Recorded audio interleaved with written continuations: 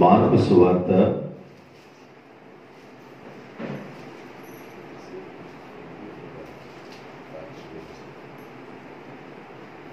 1వ అధ్యాయము 35వ వచనం. ఆయన పెందలకాడనే లేచి ఇంకనూ చాలా చీకటి ఉండగానే బయలుదేరి అరణ్య ప్రదేశమునకు వెళ్ళి అక్కడ ప్రార్థన చేయుచుండెను. యేసు ప్రభు సేవ చేసే దినాలలో ఎక్కువగా ప్రార్థనలో గడుపుతుండేవాడు. 3.5 సంవత్సరాలు సేవా పరిచర్యలో ఉన్నారు. ఈ 3.5 సంవత్సరాల సేవా పరిచర్యలో ఆయన కొండ మీదకి వెళితే ప్రజలు తండోపతండాలుగా వస్తూ ఉండేవాళ్ళు. సముద్రపు తీరానికి వెళితే ఇసుకేస్తే రానట్లుగా ప్రజలు తండోపతండాలుగా వస్తే సీమోనుదైన పేతురు దోణి ఎక్కి నీ దోణిను కాస్త ఆ కొంచెం నీళ్ళలో నడిపించు అని చెప్పి అక్కడ ఉండి ప్రజలకు ప్రసంగం చేశాడు. ఆయన తెల్లవారక మునిపే అరణ్యానికి వెళ్ళి చాలా చీకటి ఉండగానే ప్రార్థన చేస్తూ ఉంటే యేసు ప్రభుని వెతుక్కుంటూ ప్రజలు వస్తూ ఉన్న రోజులు అవి. ఆయన ఎరుకో పట్టణానికి వెళుతూ ఉన్నప్పుడు ప్రజలు తండోపతండాలుగా యేసు ప్రభు వెనక వెళుతున్న రోజులు అవి. యేసు ప్రభు ఏ ప్రాంతానికి వెళ్ళినా, ఏ స్థలానికి వెళ్ళినా ప్రజలు కోకొల్లలుగా వస్తూ ఉండేవాళ్ళు. దాని అంతటికీ మూల కారణం, రహస్యం ఏంటంటే ప్రార్థన. ఏంటంట? ప్రార్థన. ప్రార్థన ఏం చేస్తుందంటే ప్రజలను ఆకర్షిస్తుంది. ప్రార్థన ప్రజల హృదయాలలో కార్యం చేస్తుంది. ప్రార్థన రోగులను బాగు చేస్తుంది. ప్రార్థన దయ్యాన్ని వెళ్ళగొడుతుంది. ప్రార్థన జలోదర రోగుల్ని, రకరకాల వ్యాధిగ్రస్తులందరినీ బాగు చేస్తుంది. ప్రార్థన చేయడానికి ఎక్కువగా సమయాన్ని అప్పగిస్తూ ఉండేవాడు మన ప్రభు అయిన యేసుక్రీస్తు. ఆయన చాలా పెద్దలకాడనే లేచి చాలా చీకటి ఉండగానే అరణ్య ప్రదేశానికి వెళ్ళి, ఇంకా తెల్లవారటానికి చాలా సమయం ఉండగానే అరణ్య ప్రదేశానికి వెళ్ళి ఆయన ప్రార్థన చేయడానికి ఆ అరణ్యంలో గడుపుతుండేవాడు. దేవుని పిల్లల జీవితంలో ప్రార్థన అనే మెట్టు ఎప్పుడైతే కోల్పోతారో మనం అన్ని కోల్పోతాం. దేవుని బిడ్డలకి ప్రార్థన ఊపిరి అవ్వాలి. ప్రార్థన పరిస్థితులను మారుస్తుంది. రాజశాసనాలను మార్చింది ప్రార్థన. సింహాలు నోళ్లు మోయించింది ప్రార్థన. శరసాల్ని బద్దలు చేసింది ప్రార్థన. సూర్యుడిని చంద్రుడిని ఒక రోజు ఆపగలిగింది ప్రార్థన. ప్రార్థన అనేది చాలా ప్రాముఖ్యమైంది. ఒక విశ్వాసి జీవితంలో ప్రార్థనకు సమయాన్ని ఇవ్వలేకపోయినప్పుడు తన జీవితంలో ఏమీ సాధించలేదు, ఏమీ సాధించలేడని అర్థం. అందువల్ల యేసు ప్రభు మనకి ఏమి నేర్పిస్తున్నాడంటే ముందు మార్గాలు చూపించారు. చాలా రాత్రి ఉండగానే, చీకటి ఉండగానే, ఇంకా తెల్లవారటానికి చాలా సమయం ఉండగానే ప్రార్థన చేయుటకు అరణ్యములోనికి వెళ్ళి ప్రార్థన చేయుచూ ఉండెను. ప్రార్థనలో పోరాడాలి, ప్రార్థనలో పెనుగులాడాలి. ఎపఫ్రా గురించి బైబిల్ ఏమి రాయబడిందంటే అతను ప్రార్థనలో పోరాడేవాడు. ఎపఫ్రా గురించి వ్రాయబడింది. అతడు ప్రార్థనలో పోరాడేవాడు. ప్రార్థనలో గడిపేవాడు. ప్రార్థన విశ్వాసి జీవితానికి చాలా ప్రాముఖ్యమని ఈ రాత్రి తెలియజేస్తా ఉన్నాను. కీర్తన గ్రంథము 63వ కీర్తన 1, 2, 3 వచనాలు. దేవా నా దేవుడవు నీవే, వేకువనే నేను నిన్ను వెతుకుచున్నాను. నీ బలమును నీ ప్రభావమును చూడవలెనని పరిశుద్ధ ఆలయమందు నేను ఎంతో ఆశతో వేకువజామునే కనిపెట్టుకొనుచున్నాను. నా ప్రాణము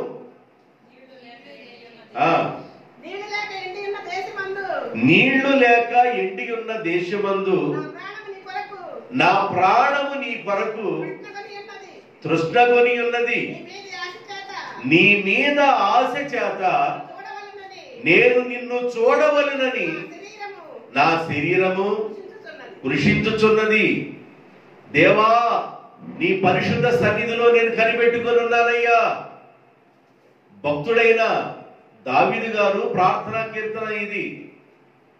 అతడు దేవాలయంలో కనిపెట్టుకొని ప్రార్థన చేస్తున్నాడు. వేకువనే దేవుని యొక్క ఆలయంలో ప్రార్థన చేస్తా ఉన్నాడు. యేసు ప్రభు వేకువనే దేవుని సన్నిధానంలోకి వెళ్ళిపోయి దేవుని సన్నిధి కొరకు కనిపెడతా ఉన్నాడు. భక్తుడైన దావీదు గారు కూడా వేకువనే పరిశుద్ధ దేవాలయంలోనికి వెళ్ళి అక్కడ ప్రార్థన చేస్తా ఉన్నాడు. నీ బలమును నీ ప్రసన్నతను నేను చూడాలని పరిశుద్ధ ఆలయములో నేను కనిపెట్టుకొని ప్రార్థన చేస్తున్నానయ్యా. మహారాజుగా ఉన్న దావీదు, 12 గోత్రాల వారిని పరిపాలన చేస్తున్న దావీదు జీవించే కాలంలో ఏ జనాంగము యుద్ధం చేయడానికి అతని మీదకి రాలేకపోయారు. అమాలేకీలే కానివ్వండి, ఫిలిస్తీన్లే కానివ్వండి, ఏ జాతి వారైనా దావీదు కాలంలో ఆయన మీదకి యుద్ధం చేయడానికి రాలేకపోయారు. కారణం ఏంటంటే, నా కాళ్లను లేడి కాళ్ల వలె చేసిన వాడు ఆయనే, నా ఏళ్లకు యుద్ధం నేర్పిన వాడు ఆయనే, బలమైన యుద్ధం చేసేవాడు, యుద్ధశాలి, దేవుని ఆత్మ కలిగిన వాడు, దేవుని సన్నిధి కలిగిన వాడు. ఆయన నుంచున్న నిలబడిన దినాలలో ఫిలిస్తీన్లకి గడగడ గడగడగడలాడుతూ ఉన్నారు. 6 మూరల జారుడు గొలియాతు కూడా హతమార్చబడ్డాడు దావీదు దెబ్బకి. ఇలాంటి పరిస్థితుల్లో భక్తుడైన దావీదు గారు ఏమని ప్రార్థన చేస్తాడంటే, నీ బలమును నీ ప్రభావమును నేను చూడాలని పరిశుద్ధ ఆలయంలో వేకువనే కనిపెట్టుకున్నాను. దేవుని యొక్క ప్రభావము, దేవుని యొక్క బలము ప్రార్థన ద్వారా వస్తుంది. ఏమొస్తుందంట? బలము, ప్రభావము. యేసు ప్రభు సేవ చేసే కాలంలో 12 సంవత్సరాల నుండి రోగంతో బాధపడుతున్న స్త్రీ యేసు ప్రభు యొక్క చెంగు పట్టుకుంటే యేసు ప్రభు ఏమన్నాడు? నాలో నుండి ఏమైంది? నాలో నుండి ప్రభావము వెళ్ళింది. యేసు ప్రభువులో ఉన్న ప్రభావము 12 సంవత్సరాల రోగిగా ఉన్న, రక్తస్రావ రోగిగా ఉన్న ఆమెను స్వస్థపరిచింది. ప్రార్థన ప్రభావం తీసుకొస్తుంది, ప్రార్థన బలాన్ని తీసుకొస్తుంది. వేకునే చేసే ప్రార్థన చాలా ప్రాముఖ్యమైనది. అందుకని దేవుని పిల్లలు వేకునే లేచి పనులు చేసుకోవడానికి ముందుగా ప్రార్థనలో ఉండటం అనేది చాలా ప్రాముఖ్యమైనది. ప్రార్థన వెరీ వెరీ ఇంపార్టెంట్. కీర్తన గ్రంథము 57వ కీర్తన 8వ వచనము, కీర్తన గ్రంథము 108వ కీర్తన 2వ వచనం, కీర్తన గ్రంథము 57వ కీర్తన 8వ వచనము, కీర్తన గ్రంథము 108వ కీర్తన 2వ వచనం. ఈ 2 వచనాలు చదవండి. నా ప్రాణమా మేల్కొనుము, స్వరమండలమా సితారా మేల్కొనండి, నేను వేకువనే లేచెదను. నా వైపు చూడండి, నా వైపు చూడండి. నొసుడు సందున ముక్కు సందున కళ్ళు కనబడతల్లా, అందుకని కళ్ళు అటు తేటగా చూడండి. ఈ నొసుడు సందునను ముక్కు సందున కళ్ళు కనబడతల్లా, ఏడో ఉన్నట్టుకోండి, అందుకని తేటగా చూడండి. దేవుని స్తోత్రం చెప్పండి. హల్లెలూయా. ఏమంటాడు కీర్తనకారుడు? నా ప్రాణమా మేల్కొనుము, స్వరమండలమా సితారా మేల్కొనండి, నేను వేకువనే లేచెదను, నేను వేకువనే లెగుస్తాను. దేవా, నీ కృప ఆకాశము కంటే ఎత్తుగా ఉన్నది, నీ సత్యము మేఘ మండలం వరకు వ్యాపించి ఉన్నది. ఆయన అంటాడు, నా ప్రాణమా మేల్కొను. నువ్వు మేల్కోవడమే కాదు, సితారా స్వరమండలమా మీరు కూడా మేల్కొనండి. అంటే దాని అర్థమైంది, సితారా స్వరమండలమా మీరు కూడా మేల్కొనండి అంటే దాని అర్థమైంది, ఈయన లేచి సితారాను స్వరమండలం వాడి వేకువనే పాటలతోనూ ప్రార్థనతో గడిపేవాడు. దేవునికి మహిమ కలుగునుగాక. వేకువనే సితారాను వాయిస్తూ ఉండేవాడు. 10 తంతుల స్వరమండలముతోనూ సితారాలతోనూ గంభీర తాళములతోనూ దేవుణ్ణి ఆరాధిస్తూ ఉన్నాడు. స్వరమండలము సితారా మీరు మేల్కొనండి, నేను కూడా వేకువనే మేల్కొంటున్నాను. ఎందుకు వాటిని కూడా మేల్కోమంటున్నాడు? మీతో పని పడ్డాలి, వేకువనే మీతో కూడా పని పడ్డాలి. కాబట్టి సితారాకు పని చెప్పాడు, స్వరమండలానికి కూడా పని చెప్పాడు. స్వరమండలం ఆయన గళమెత్తి పాడటానికి, సితారా వాయించడానికి, ఇవన్నీ దైవ సన్నిధానంలో వేకువనే ప్రార్థన చేస్తున్నాడు. ఏం చేస్తున్నాడు? వేకువనే ప్రార్థన చేస్తా ఉన్నాడు. యేసు ప్రభు జీవించే దినాలలో చాలా రాత్రి ఉండగానే, ఇంకా చీకటి ఉండగానే, అరుణోదయం కలగటానికి ముందుగానే ఉదయకాలమే వెళ్ళిపోయి అరణ్య ప్రదేశంలో ప్రార్థన చేస్తూ ఉన్నాడు.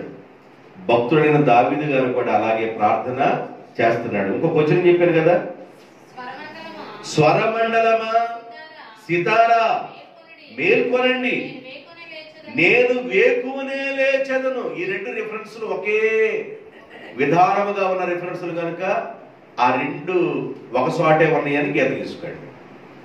ఆ 2 ఒకే అర్థం. స్వరమండలమా సితారా మేల్కొనుము, నేను వేకువనే లేచి ప్రార్థన చేస్తాను. వేకువనే లేచి ప్రార్థన చేయడం అనేది చాలా ప్రాముఖ్యమైందండి. చాలా మంది కుటుంబాల్లో వేకువజామున ప్రార్థన లేదు. వేకువజామునే ప్రభు పాదాలు పట్టుకొని ప్రార్థన చేయాలనే ఆలోచనే లేదు. చాలా మంది జీవితాల్లో వేకువనే దేవుని పాదాలు పట్టుకొని ప్రార్థన చేయాలనే ఆలోచన, అవగాహన లేని వారుగా బ్రతుకుతున్నారు. దేవుని బలము ప్రభావము నీవు అనుభవించాలి అనంటే, దేవుని బలము ప్రభావాన్ని నువ్వు పొందాలి అనుకున్నట్లయితే, బలము ప్రభావము వేకువజామున ప్రార్థనలో వస్తుంది. దేవుని యొక్క బలము, దేవుని యొక్క ప్రభావము. ప్రభావం అనేది నోటి మాట ద్వారా వస్తుంది, కంటి చూపు ద్వారా వస్తుంది, వస్త్రము చెంగు తాకినా కూడా ప్రభావం వస్తుంది. ఇలాగ దేవుని ప్రభావం వస్తుంది. సమాధుల్లో కేకలు వేసేవాడి దగ్గరికి వెళ్ళి యేసుప్రభు ఇంకా తాకలా, చూశాడంతే. చూస్తే ఏం వెళ్ళింది? ప్రభావం వెళ్ళింది. ప్రభావం, చూపుతోనే ప్రభావం వెళ్ళింది. అయ్యా మమ్మల్ని బాధించొద్దు, ఇంకా కాలం రాకమునిపై ఎందుకు వచ్చావు నాయనా, మమ్మల్ని బంధించొద్దు, ఈ పందుల్లోకి పంపించండి, వెళ్ళిపోతాం.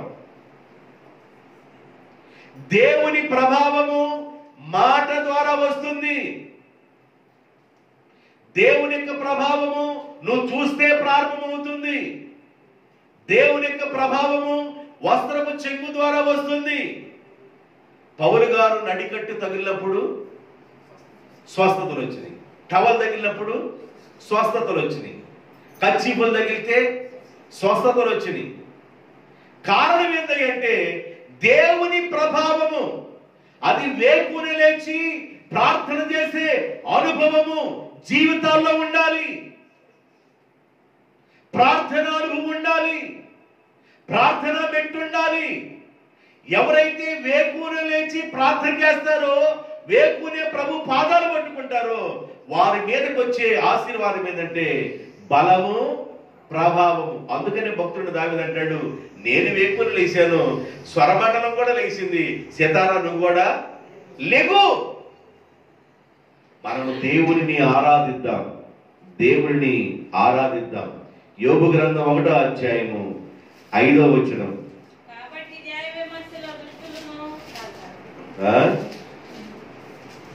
యోబు గ్రంథం 1వ అధ్యాయము 5వ వచనం.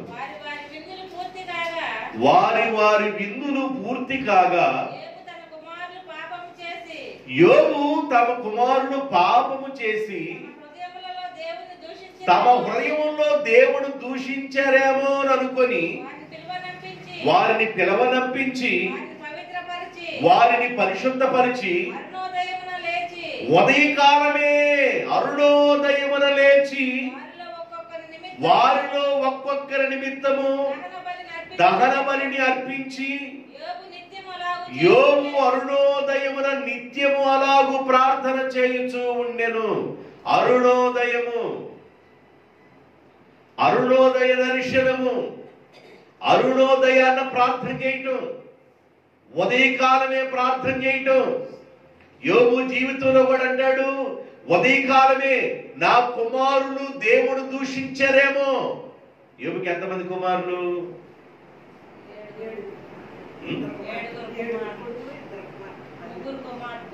గోవాడ తిరణాలకి వెళ్ళి వచ్చిన వాళ్ళకి ఏం అర్థం కాదు. యోబుకి ఎంతమంది కుమారులు, ఎంతమంది కుమార్తెలు? 3 అంతే. ఇక దాని గురించి పెద్దగా ఆలోచిస్తారు ఎందుకు? 7 కుమారులు, 3 కుమార్తెలు.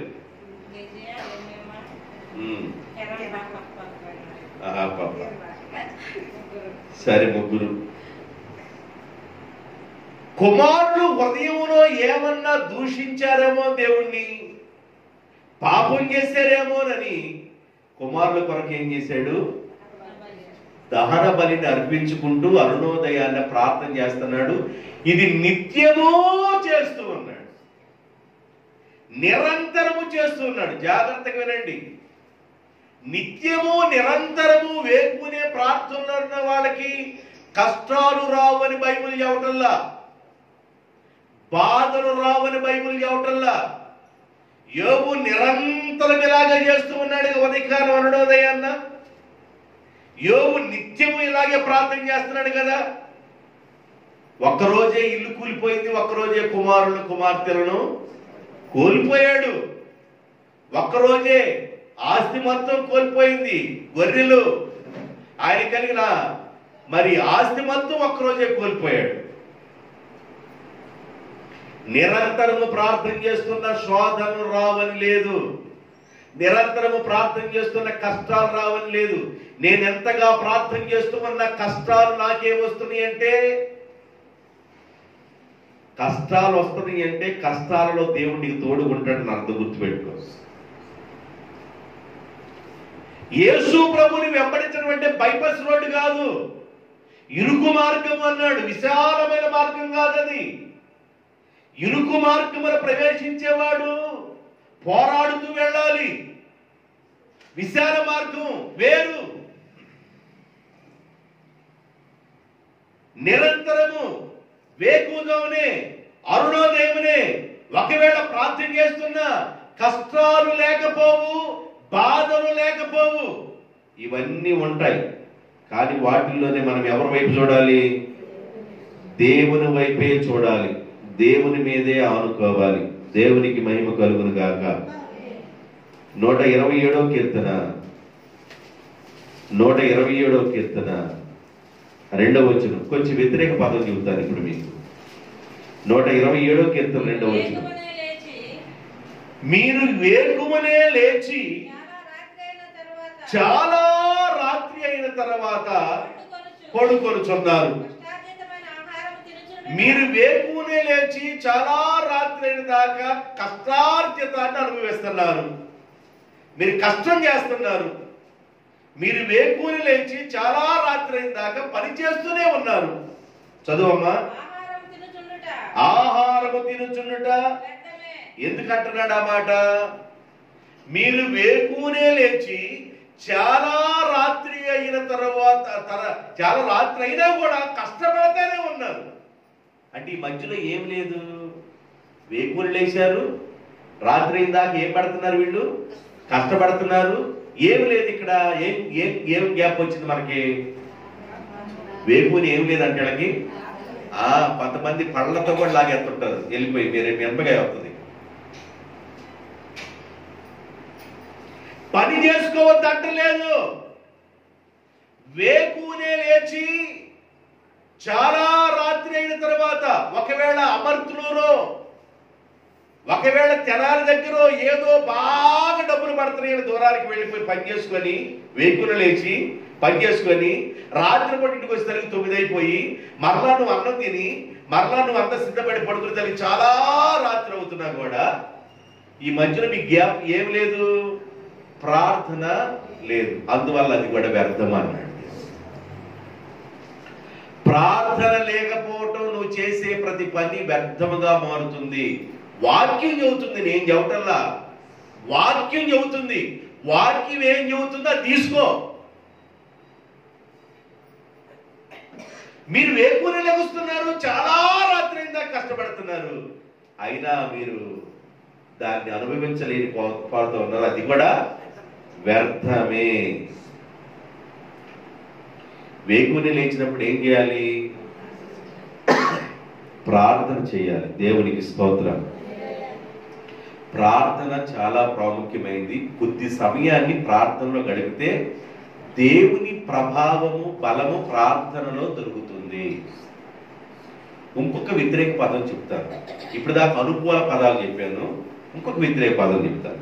యెషయా గ్రంథం 5వ అధ్యాయము 11వ వచనం.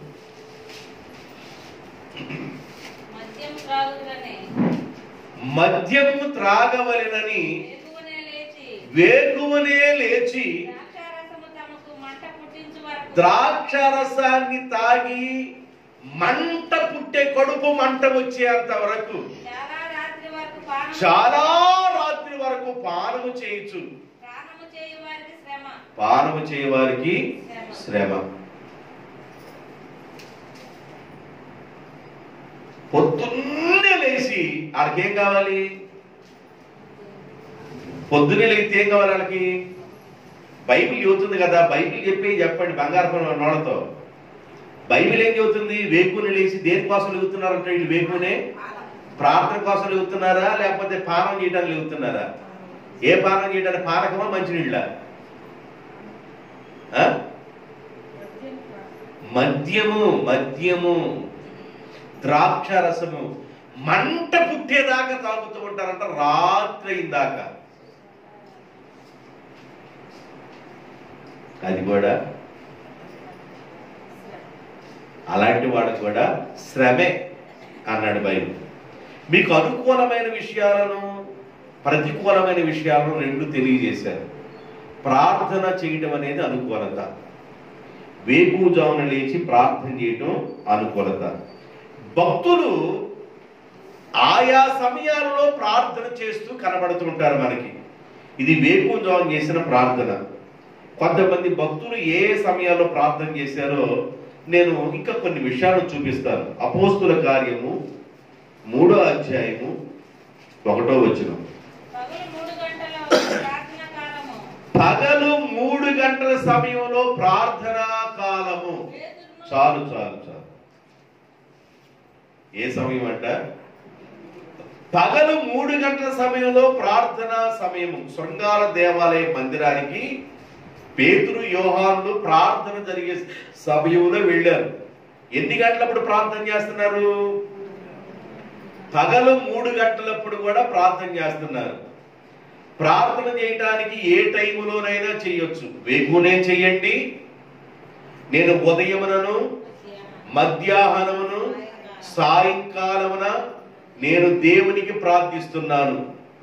దినమునకు 7 మారులు దేవుని నేను స్తుతించుచున్నాను అన్నాడు. ఇక్కడ ఒక టైం చెప్పాడు, 3 గంటల సమయంలో ప్రార్థనా సమయం అని అన్నాడు. ఈ సమయాన్ని పట్టుకొని కొన్నేళ్ళు కూడా 3 గంటల సమయంలో 10వ అధ్యాయంలో ఇదే అధ్యాయము అపోస్తలుల కార్యం 30వ వచనం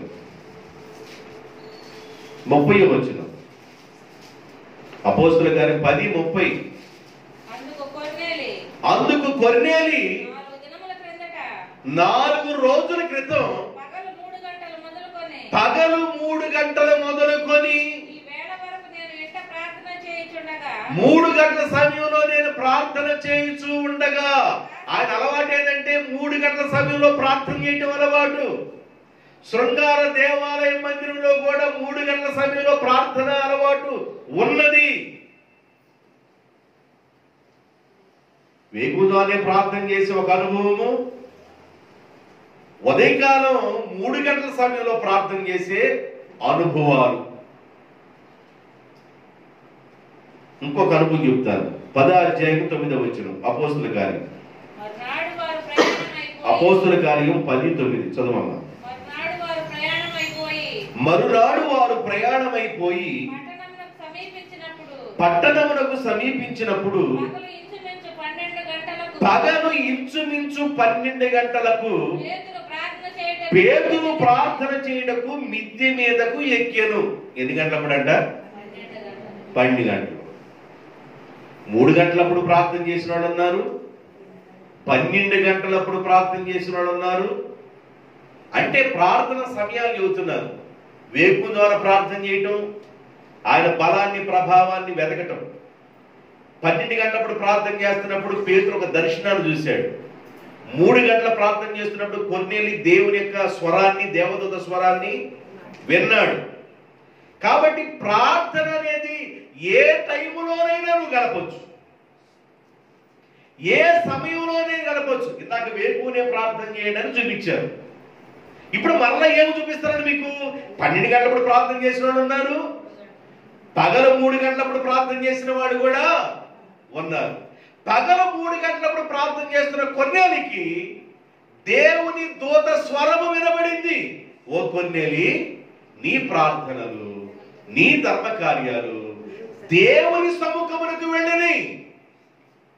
నీకు వాక్యమును విడదీసి విశదీకరించి స్పష్టంగా చెప్పగలిగిన పేతురు అనే పాస్టర్ ఎప్పేలో శర్మకారుడైన సీమోని ఇంట ఉన్నాడు. ఆయన పిలిపించుకుంటే వాక్యాన్ని క్లియర్ గా అర్థమయ్యేటట్లుగా చెప్పగలడు. ఆయన పిలిపించుకున్నాడు. చాలా మంది భక్తులు ఉన్నారు, భక్తులు అందరిని ఎత్తలేదు దేవుని దూత.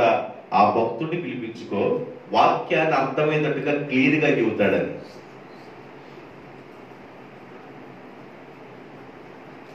దేవుని యొక్క వాక్యము స్పష్టంగా బోధించగలిగిన వాడు పేతురు. అదే పేతురు 12 గంటలప్పుడు ప్రార్థన చేస్తున్నాడు. పేతురు పిలిపించుకోవాలన్నా కొర్నేలి 3 గంటలప్పుడు ప్రార్థన చేస్తున్నాడు. పేతురు, యోహాను శృంగార దేవాలయ మందిరం దగ్గరికి 3 గంటల సమయంలో ప్రార్థన వేళకి అక్కడికి వెళ్ళారు. దానియేలు గ్రంథం 6వ అధ్యాయం 10వ వచనం. ఇంటి శాసనము సంతకము చేయబడినని దానియేలు తెలుసుకొనినను అతడు తన ఇంటికి వెళ్లి యథాప్రకారము అనుదినం ప్రతిరోజు 3 సార్లు మోకాళ్ళుని తన ఇంటి పైన తూర్పు వైపునున్న కిటికీలను తెరిచి యెరూషలేము వైపు తన చేతులెత్తి ముమ్మార్లు దేవునికి ప్రార్థన చేయుచుండెను. ఏం చేస్తున్నాడంట? దానియేలు ఏం చేస్తున్నాడు? ముమ్మార్లు ప్రార్థన చేస్తున్నాడు. దైవ సన్నిధానంలో సమయము దొరికిన కొలది దేవుని సన్నిధానంలో గడుపుతున్నారు. ముమ్మార్లు ప్రార్థన చేస్తా ఉన్నాడు. ఎట్టి శాసనం సంతకం చేయబడింది. ఈ రాజ్యంలో ఉన్న వాళ్ళు వాళ్ళ దేవుణ్ణి కాస్త వదిలిపెట్టి ఒక 30 రోజులు రాజుగారి పాదాలకి నమస్కారం చేయాలి. అది శాసనం. అలా కానీ నమస్కారం ఎవరైతే చేయకుండా ఉంటారో అలాంటి వాళ్ళని ఏం చేయాలి? ఏం చేయాలి? ఏం చేస్తారు?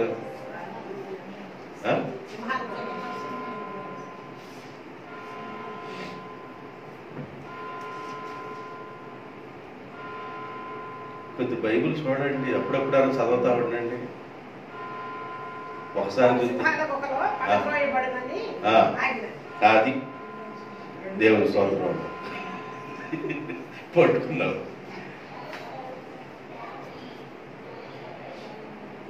ఏ శాసనం తయారు చేయబడినా కూడా ప్రార్థన చేయటం మానలేదు. దేవునికి స్తోత్రాలు. ప్రార్థన క్రైస్తవుడికి ఊపిరవ్వాలి. ప్రార్థన చేసేవాడికి అది ఊపిరవ్వాలి. నిద్రలో కూడా నువ్వు స్మరించాలి. నీ ఆత్మ దేవుని స్తుతిస్తూ ఉండాలి. అలా నువ్వు కమిట్ అవ్వాలి దేవునితో.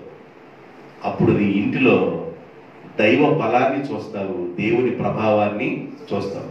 ప్రార్థన చేస్తున్న నీ జీవితంలో శ్రమలు రావు అని నేను చెప్పటం లేదు. శ్రమలు వస్తాయి, కష్టాలు వస్తాయి. దానిలో దేవుడిని తలెత్తేటట్లుగా చేస్తాడు. ఇన్ని కష్టాలు పడ్డ దానియేలుని ప్రముఖుడు అవ్వలేదా? అన్ని కష్టాలు పడ్డ యోబు గొప్పవాడు అవ్వలేదా? రెండంతల దీవెన పొందలేదా? కాబట్టి ప్రార్థనలో నువ్వు గడపడం అనేది చాలా ప్రాముఖ్యమైంది. భక్తులు ఆయా సమయాలలో చేసిన ప్రార్థనలు. అంతకుముందు ఫస్ట్ అంశం ఏంటంటే వేకుజాము చేసిన ప్రార్థన. ఇప్పుడు ఒక్కొక్కటి చెబుతారు, ఇంకోటి చెబుతారు. లూకా సువార్త 6వ అధ్యాయము 12వ వచనం. లూకా సువార్త 6వ అధ్యాయము 12వ వచనం. ఏది పేపర్లు అతుకున్నాయి? ఆ దినముల యందు ఆయన ప్రార్థన చేయుటకు కొండకు వెళ్ళి